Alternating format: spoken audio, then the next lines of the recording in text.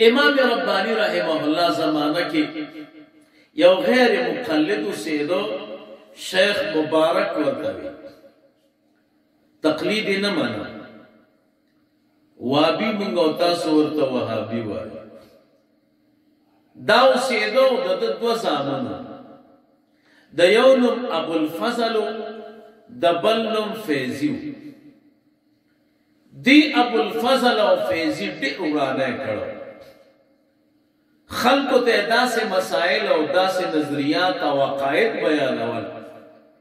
چې خلک د درجې د الحاد ته ورسول مونږ او تاسو چې د غیر مقلدینو پاقیدو باندې نظر واچو بیا درته پته لګیږي مونږ او تاسو چې مهارت نه لرو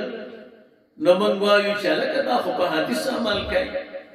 په قرآن کریم عمل کوي دومره تیزی مه کوئ داسې عقاید دوی لري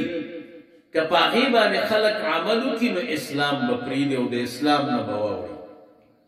نو د امام ربانی رحمه الله په زمانه کې هم د شیخ مبارک دا دوه بچیان ابو الفضل او فیضی چې غیر مقلدینو د دوی په عقیده باندې امام ربانی رحمه الله مکتوبات شریف کې کلک رد کړی او ویلی دي چې دا یو ملحدانه نظریات دي او الحاد طرف ته دغه عقاید خلک بوزي وم نمبر امام ربانی رحمه الله زمانه کې ډېر ډلې باطلې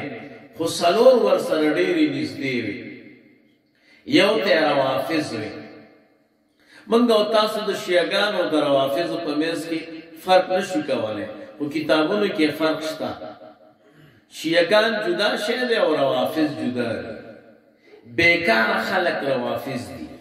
زمونږ او تاسو زمانه کې چې چاته شیعاګان وایو دا اکثر روافض دي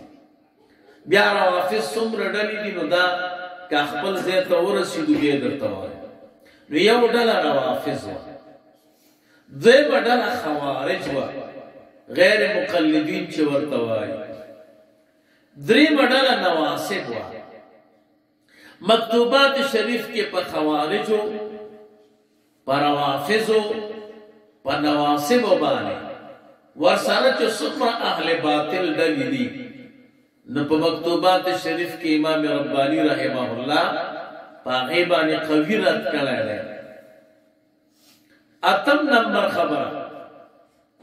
یو ډله هغې ته تفصیلیه وي تفصیلیه یو ډله ده چې حضرت علی رضی الله تعالی عنہ ته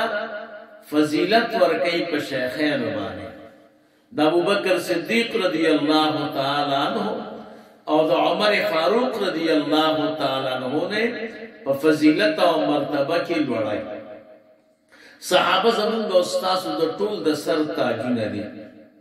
خو بیا صحابو کې بیا مراتب دي د اهل سنت والجماعت عقیده دا ده چې په صحابه کرامو کې افضل د صحابه ابو بکر صدیق رضی الله تعالی عنہ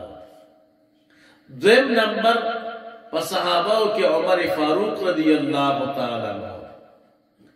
دریم نمبر حضرت عثمان غنی رضی الله تعالی عنہ سلورم نمبر حضرت علی کرم الله وجهه او دی ترتیب خیال نسات نو امام ربانی رحمه الله په هغه فرقی تفصیلیه باندې